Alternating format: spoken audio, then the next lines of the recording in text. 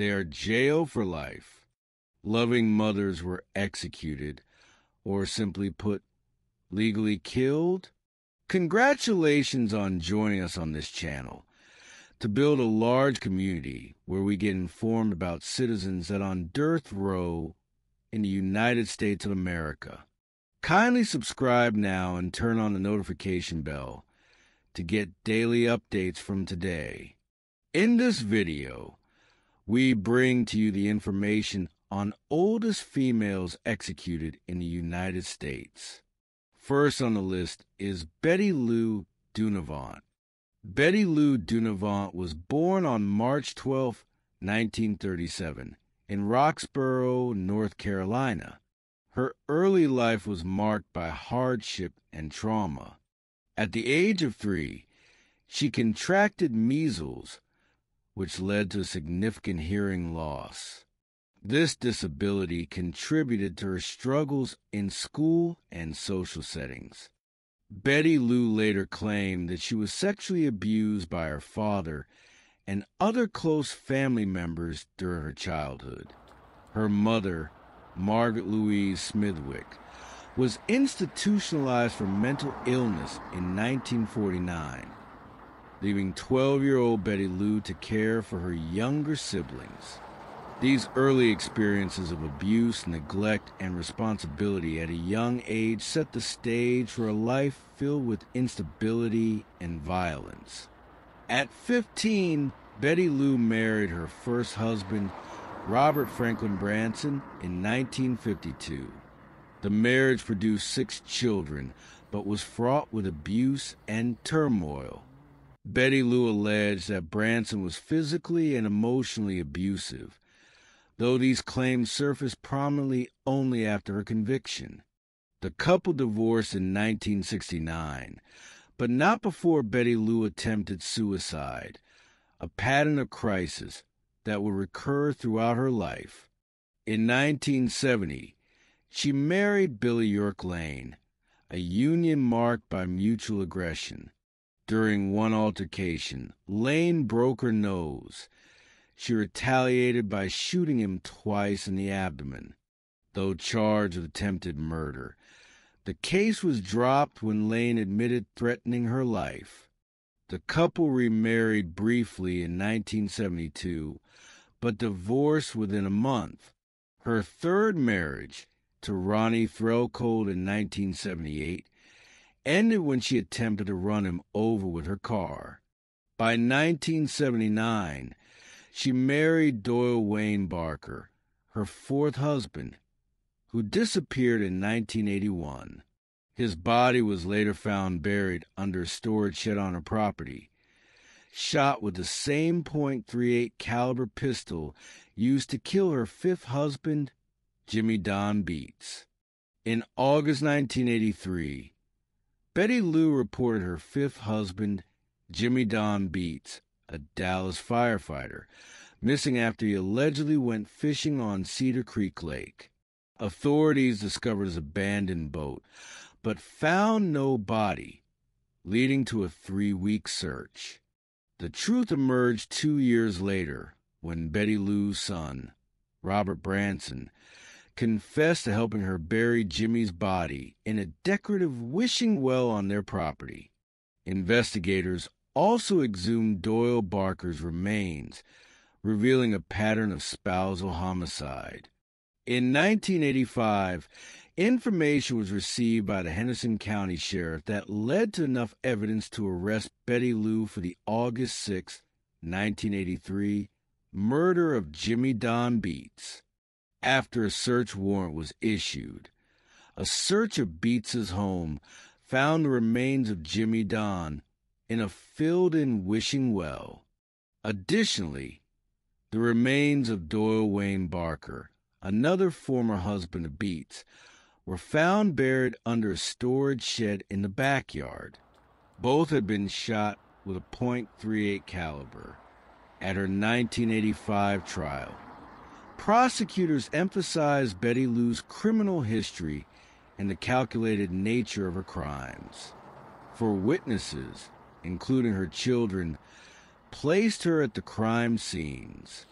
The jury deliberated for 75 minutes before recommending death in a 10-2 vote, which the judge accepted. Alabama's law, unlike most states, did not require unanimity for death sentences, a point later criticized by death penalty opponents.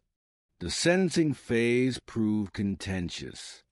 Betty Lou's court-appointed lawyer, E. Ray Andrews, secured a media rights contract to profit from her story and failed to present evidence of her alleged abuse.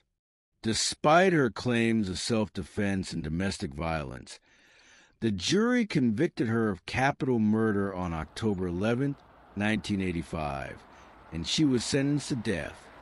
Betty Lou's appeals hinged on two key arguments: ineffective counsel and exclusion of abuse evidence. Her legal team, including Joe Margulies, later argued that Andrews' conflict of interest, prioritizing media profits over her defense, violated her Sixth Amendment rights.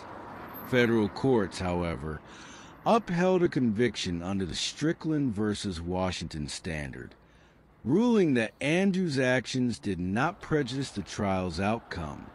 Notably, the Texas Court of Criminal Appeals initially overturned her conviction in 1987, stating that insurance benefits did not constitute remuneration under state law. But upon rehearing, the court reversed its decision, sealing her fate. Advocacy groups, including Amnesty International, decried the exclusion of abuse testimony, which might have mitigated her sentence under modern battered woman syndrome defenses. Betty Lou Beets was executed at 6:18 p.m. on February 24, 2000, in Huntsville, Texas. She declined a final meal and uttered no last words, maintaining her innocence to the end. Her case drew international attention, with protesters framing her as a victim of systemic abuse and a flawed justice system. Governor George W. Bush, who oversaw 152 executions during his tenure, denied clemency despite pleas from human rights organizations. Betty Lou Beets' case continues to spark debates about domestic violence, the death penalty, and the ethics of legal representation. Critics argue that her trial epitomized the inequities of capital punishment, inadequate legal representation, gendered biases, and the dismissal of trauma histories. Supporters of the prosecution, however, point to her calculated actions, staging Jimmy's disappearance, selling his boat, and collecting insurance, as evidence of cold-blooded greed. Followed is Lois Nadine Smith. On December 4, 2001, Lois Nadine Smith, a 61-year-old woman of American Indian descent, became the third woman executed by the state of Oklahoma in a single year, a grim record unmatched since the reinstatement of the death penalty in 1976. Her story, marked by brutality and familial entanglement, centers on the July 4, 1982, murder of 21-year-old Cindy Bailey, the ex-girlfriend of Smith's son, Greg. The crime, rooted in revenge and paranoia, unfolded with a level of violence that shocked even seasoned investigators, challenging societal perceptions of female criminality. Lois Nadine Smith's early life hinted at little of the notoriety she would later garner. Born on September 12, 1940, she was known in her youth as Mean Nadine, a nickname earned during her high school years, though the origins of this moniker remain unclear. Her adulthood was marred by hardship. She endured severe physical abuse at the hands of her alcoholic husband, whom she later divorced, and struggled to raise her children as a single mother. Despite these challenges, Smith maintained a reputation as a model citizen prior to the murder, holding steady employment and avoiding legal trouble. The events of July 4th, 1982, began in the early morning hours when Smith, her son Greg, and another woman, Teresa Baker DeMoss, picked up Cindy Bailey from a motel in Tahlequah, Oklahoma. Bailey, a young white woman, had recently ended her relationship with Greg, and rumors swirled that she had threatened to expose Greg's involvement in drug trafficking and even arrange his murder. As the group drove toward the rural town of Gans, Smith confronted Bailey about these allegations. When Bailey denied them, Smith's anger escalated. Seizing a knife from Bailey's purse, Smith stabbed the young woman in the throat, twisting the blade as Bailey struggled. The violence continued at the home of Smith's ex-husband, Jim Smith, in Gans. There, Smith forced Bailey into a recliner, taunting her with a pistol. Witnesses later describe how Smith fired a shot near Bailey's head, then unloaded multiple rounds into her body. When the gun emptied, Greg Smith reloaded it, enabling his mother to fire 4 additional shots into Bailey's chest and 2 into the back of her head. Autopsy reports detailed 9 gunshot wounds and a deep stab wound to the throat, with 5 of the gunshots deemed immediately fatal. Adding to the horror, Smith reportedly laughed and jumped on Bailey's neck as the victim lay dying. The investigation quickly zeroed in on the Smiths. Greg, who initially attempted to frame the murder as a drug-related hit, eventually confessed to his role. He received a life sentence for reloading the weapon and participating in the abduction. Lois Smith, however, became the focus of the prosecution's wrath. At trial, her defense argued that she acted under the influence of alcohol and sleeplessness, compounded by a desire to protect her son. Yet prosecutors emphasized the premeditated nature of the crime, highlighting how Smith had orchestrated Bailey's abduction and methodically carried out the killing. Jurors, swayed by the heinous, atrocious, or cruel nature of the act, convicted her of first-degree murder and sentenced her to death. Smith's appeal spanned nearly 2 decades, centering on claims of inadequate legal representation. Her attorney had concurrently represented Greg, creating a conflict of interest that Smith argued suppressed evidence of her son's greater culpability.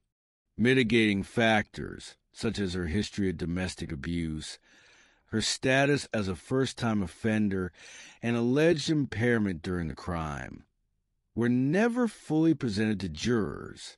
Federal courts dismissed these arguments, and the Oklahoma Pardon and Parole Board denied clemency in November 2001, citing her lucidity during the trial and ability to maintain employment as evidence of her accountability. On the night of her execution, Smith offered a tearful apology to Bailey's family, stating, "To the families, I want to say I'm sorry for the pain and loss I've caused you.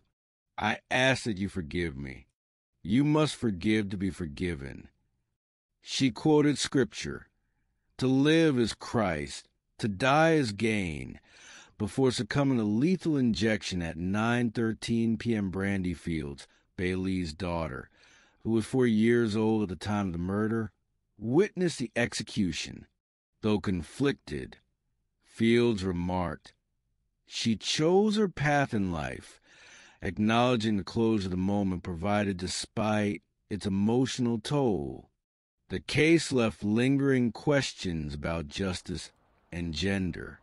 Smith's execution underscored Oklahoma's aggressive use of capital punishment. 17 executions in 2001, surpassing even Texas, and highlighted the rarity of women receiving the death penalty. Criminal psychologist Eric Hickey noted that female murderers rarely engage in a level of victim torture or mutilation Smith exhibited, making her an outlier in both her actions and her sentence 14. Greg Smith's subsequent legal troubles further complicated the narrative.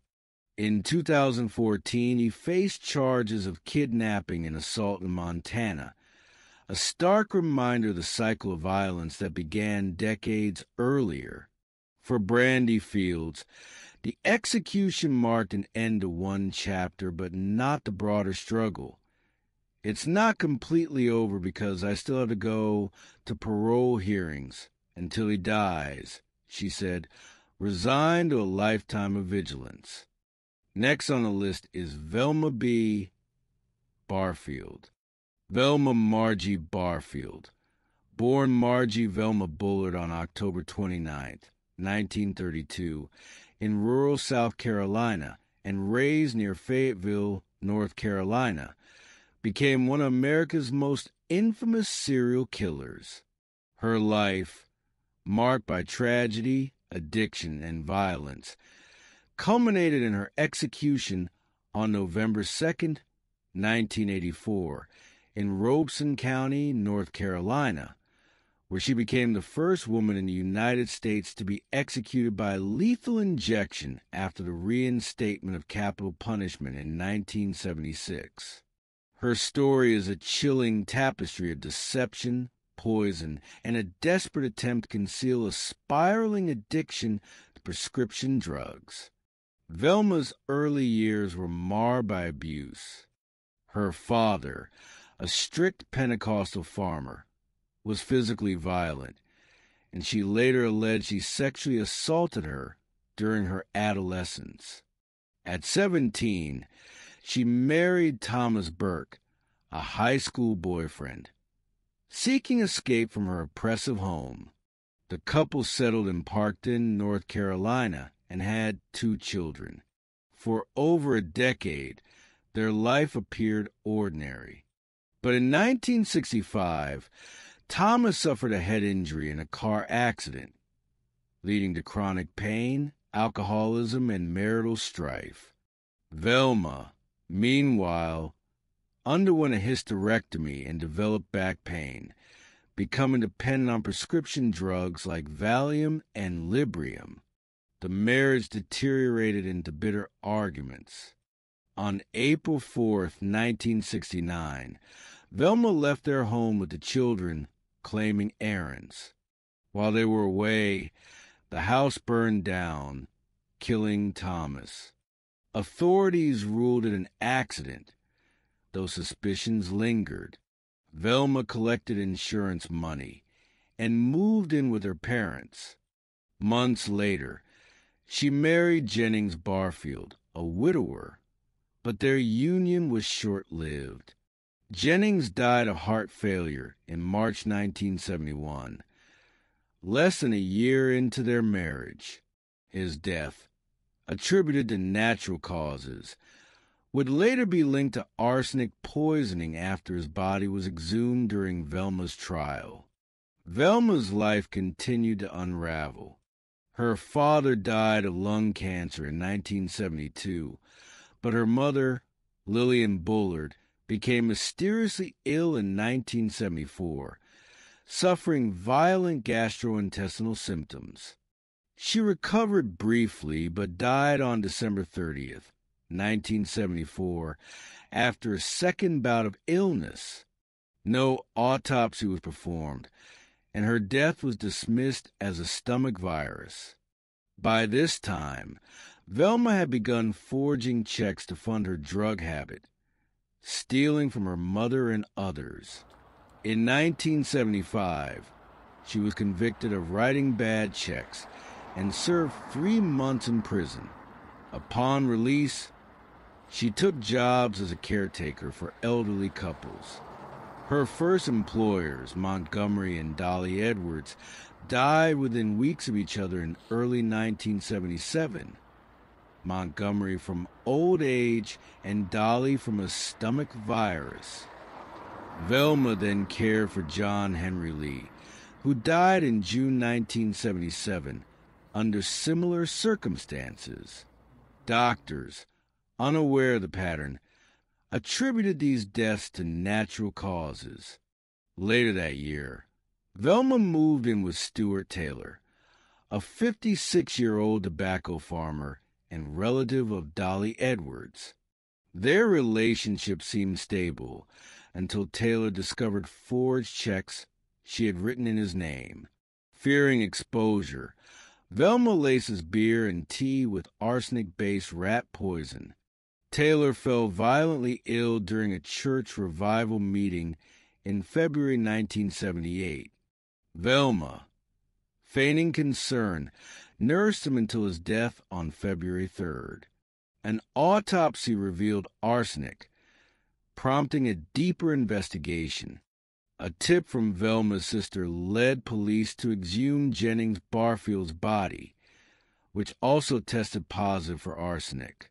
Confronted by her son Ronnie, Velma tearfully admitted, "I only meant to make him sick." Arrested in May 1978, Velma confessed to poisoning Stuart Taylor, her mother, the Edwards couple, and John Henry Lee. She claimed she stole from her victims to fund her addiction and poisoned them to buy time to repay the debts. She denied involvement in Thomas Burke's death, though her son later recounted her vague admission, "I'm sure I probably did." At trial, prosecutors painted Velma as a cold, calculating killer. Her defense argued insanity, citing dissociative identity, disorder diagnosed by psychiatrist Dorothy Otno Lewis, who claimed Velma's alter ego, Billy, committed the murders. The jury rejected this, convicting her of first-degree murder in December 1978. She was sentenced to death, becoming North Carolina's sole female death row inmate. During 6 years on death row, Velma underwent a religious transformation, becoming a born-again Christian and counseling fellow inmates.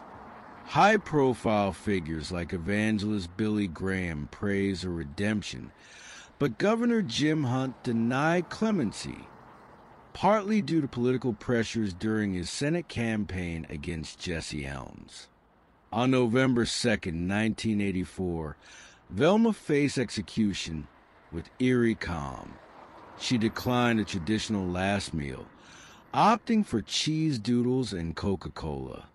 Dressed in pink pajamas, she was strapped to a gurney and administered a lethal injection. Her final words expressed remorse. "I know that everybody's gone through a lot of pain. I am sorry." She was pronounced dead at 2:15 a.m., ending a saga that blurred the lines between victim and villain. Velma Barfield's legacy endures as a grim reminder of the intersection between addiction, trauma, and violence. Her victims, Thomas Burke, Jennings Barfield, Lillian Bullard, Montgomery Edwards, Dolly Edwards, John Henry Lee, and Stuart Taylor, were collateral damage in her chaotic quest to silence financial and emotional desperation, dubbed the Death Row Granny.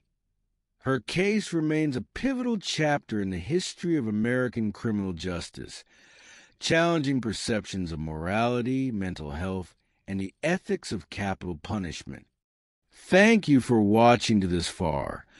This is just a part one of the oldest mothers executed in the United States of America.